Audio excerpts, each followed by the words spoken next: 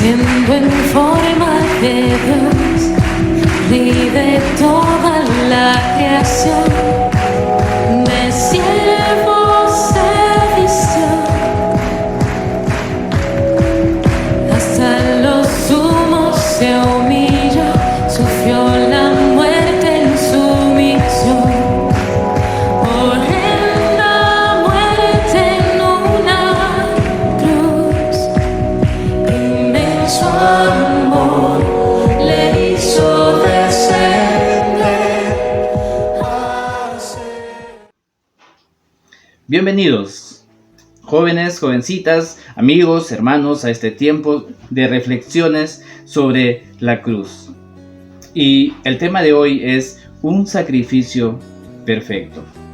Vamos a nuestras Biblias. El libro de Romanos, en el capítulo 3, en el versículo 25, va a dice, a quien Dios puso como propiciación por medio de la fe en su sangre, para manifestar su justicia a causa de haber pasado por alto en su paciencia los pecados pasados.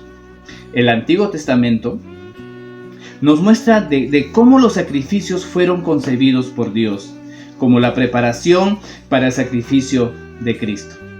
Pablo dice en Efesios 5:2, y vamos a ir a nuestras Biblias, vamos a buscar Efesios 5:2, dice, y andad en amor, como también Cristo nos amó, y se entregó a sí mismo por nosotros, ofrenda y sacrificio a Dios en olor fragante.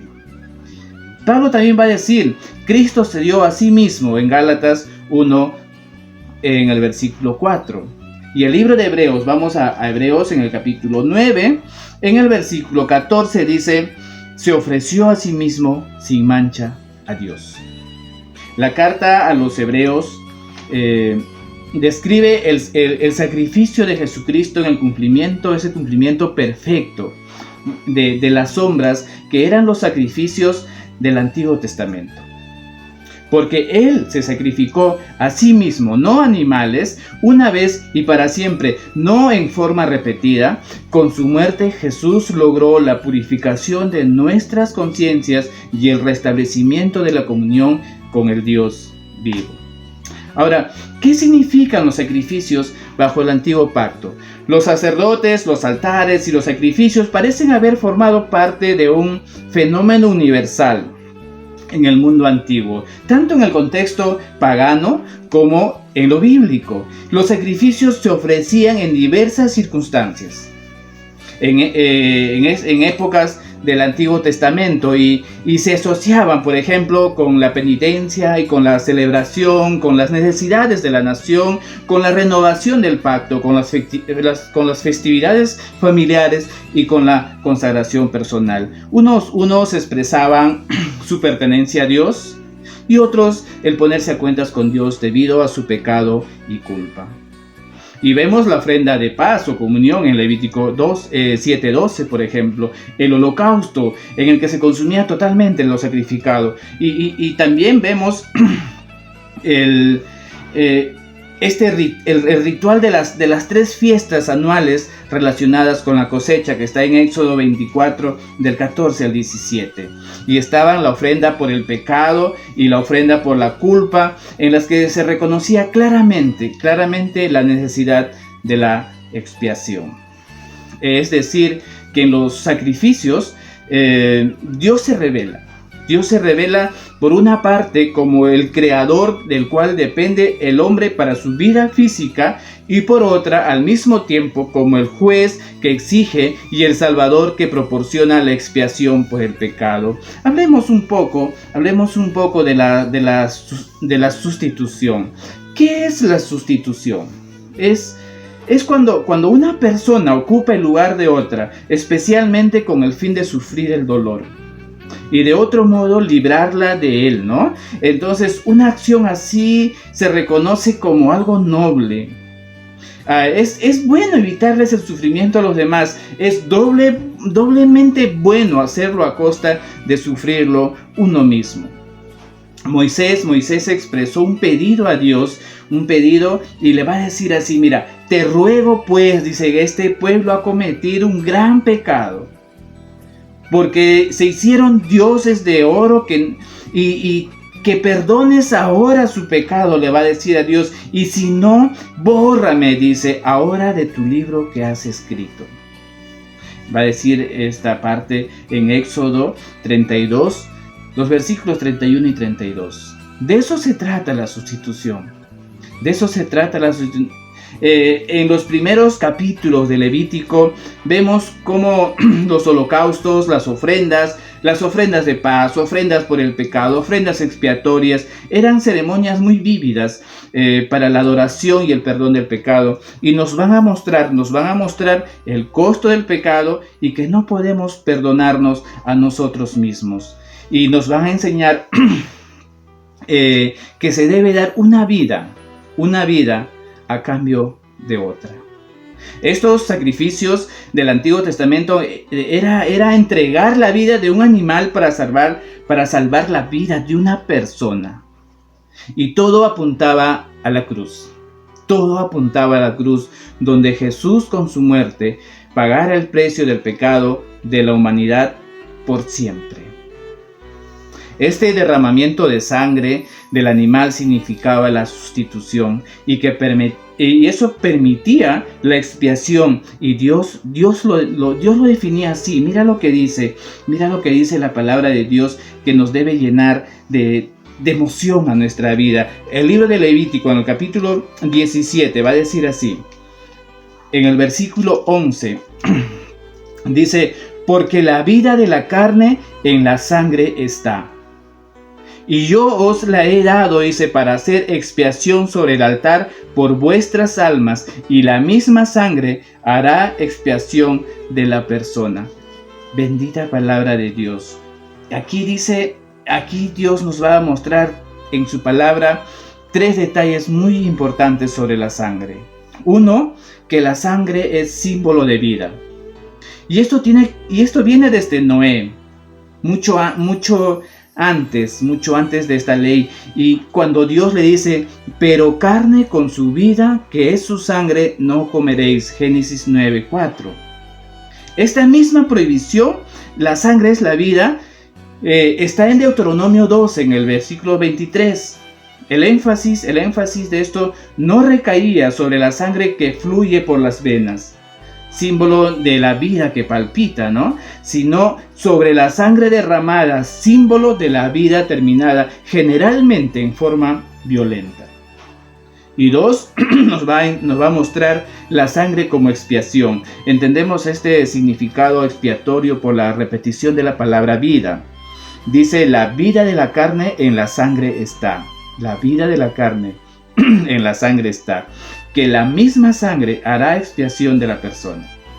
Una vida tiene que sufrir la pena. Otra vida es sacrificada en su lugar. Lo que hace expiación, dice, sobre el altar. Sobre el altar. Ese es el derramamiento de la sangre, dando una vida por otra. Ahora, el tercer punto que nos va a hacer entender es que la sangre fue ofrecida por Dios con este fin expiatorio. Dice, yo os he dado para hacer expiación sobre el altar por vuestras almas. Entendemos que los sacrificios eran un tema de Dios, no del ser humano. Los sacrificios individuales no son un recurso humano para aplacar a Dios, sino un medio de expiación provisto por Dios mismo. El Nuevo Testamento va a mostrarnos esto. Hebreos 9:22 dice, y sin derramamiento de sangre no se hace remisión. Solo era posible el perdón si había derramamiento de sangre. Entonces, Hebreos va a seguir diciendo, Hebreos 10, en el versículo 4, dice, la sangre de los toros y de los machos cabríos no pueden quitar los pecados. Esos sacrificios cruentos del Antiguo Testamento no eran más que sombras. La sustancia era Cristo. Para que el sustituto sea efectivo, tiene que ser un equivalente apropiado.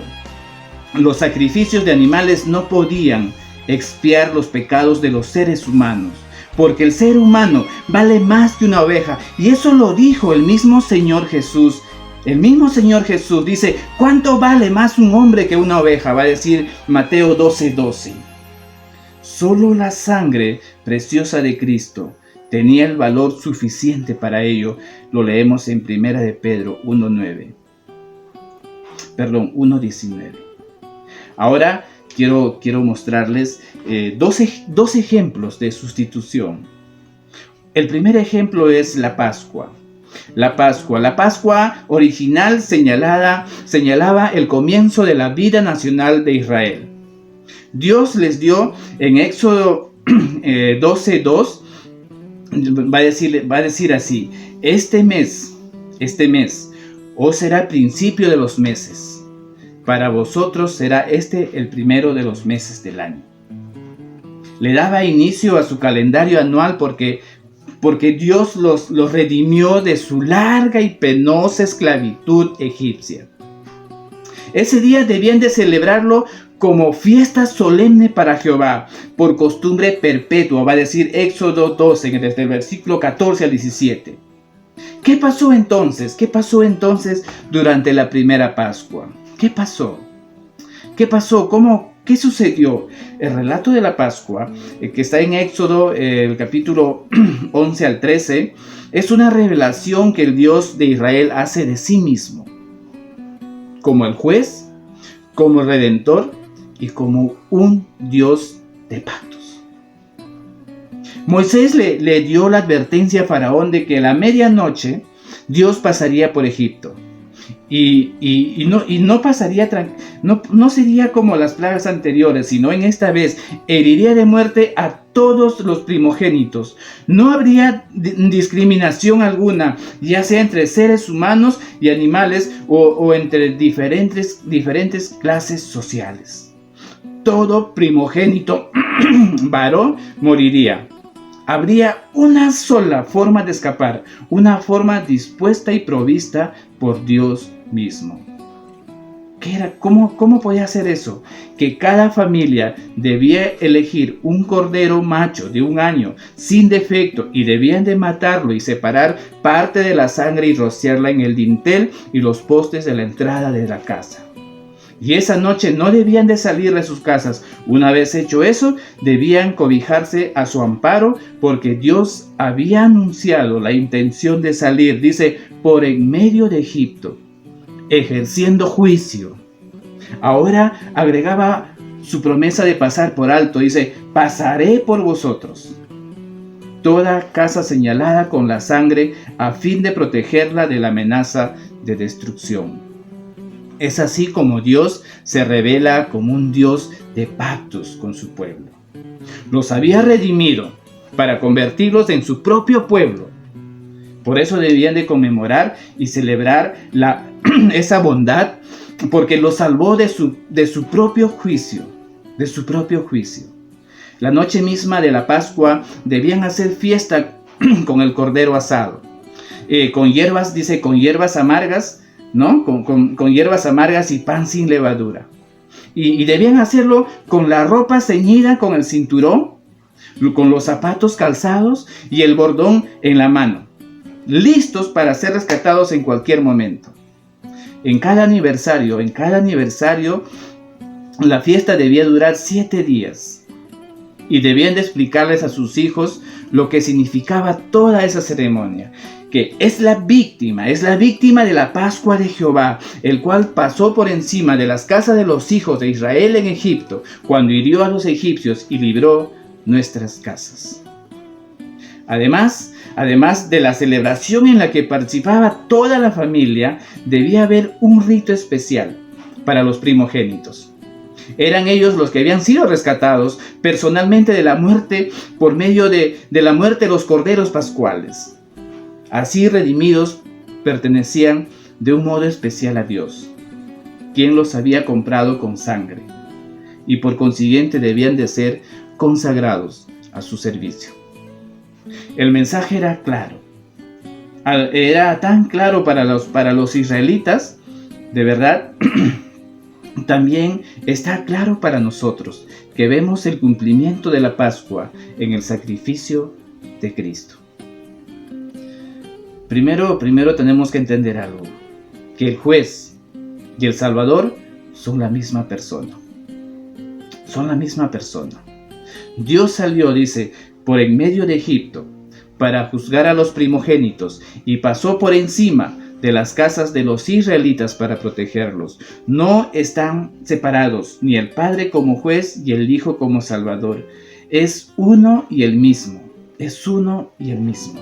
Dios, el que en Cristo nos salva de su propio juicio. Ahora, lo segundo que tenemos que entender es que la salvación fue y sigue siendo por sustitución.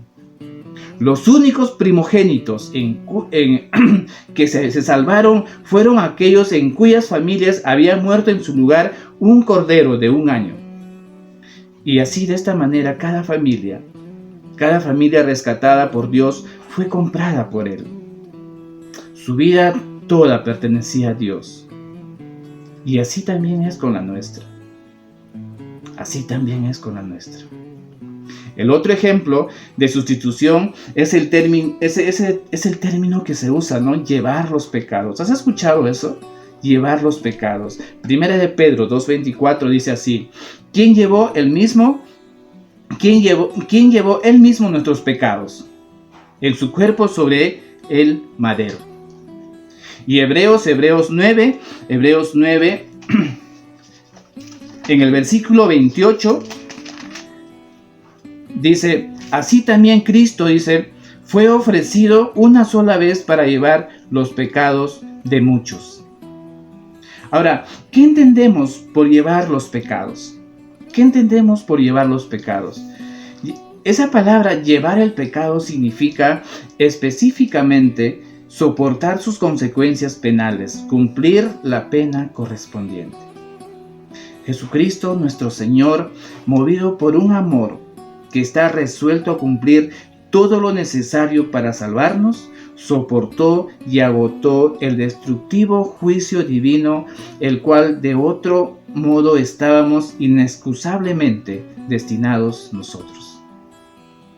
Porque en su misericordia se propuso perdonar a los pecadores. Y no olvides, hermano, no olvides, querido joven, señorita, que cuando decimos pecadores, entre esos pecadores estamos tú y yo, cada uno de nosotros. Y a esos pecadores se propuso perdonarlos con justicia. Es decir, sin pasar por alto el pecado. Dios resolvió dirigir contra sí mismo en la persona de su Hijo todo el peso de esa justa ira que los pecados merecían. De ese modo obtuvo para nosotros el perdón, la adopción y la gloria. Cuando entendemos eso, vemos nuestra deuda con Cristo, específicamente por esto. Eso debe llevarnos y llenarnos de paz, de gozo y expresarlo en alabanza y adoración a nuestro Señor Jesucristo, tanto ahora como por toda la eternidad. Y mirar la cruz como el evento que no solo marcó la historia, sino nuestra vida, de nuestros hijos, de toda la humanidad. Veremos una luz de esperanza en nuestros corazones atribulados, sedientos de paz en este mundo de caos y tinieblas, porque comprenderemos lo importante que somos para Dios. Dice: porque de tal manera amó Dios al mundo, que ha dado a su Hijo unigénito, para que todo aquel que en Él cree no se pierda, mas tenga vida eterna. Va a decir Juan 3:16. Tanto que agradecer. Una sustitución, una carga de pecados, que lo hizo por ti, que lo hizo por mí. ¿Sabes? Tenemos tanto que agradecerle a Dios. Tenemos tanto que darle a Dios de nuestra vida, porque Él nos dio todo lo que nosotros necesitamos para volvernos a Él. ¿Sabes? Tenemos este tiempo de reflexiones, y el próximo capítulo estaremos hablando de aquel que fue nuestro sustituto. Que Dios los bendiga. Siendo en forma de Dios, vive toda la creación.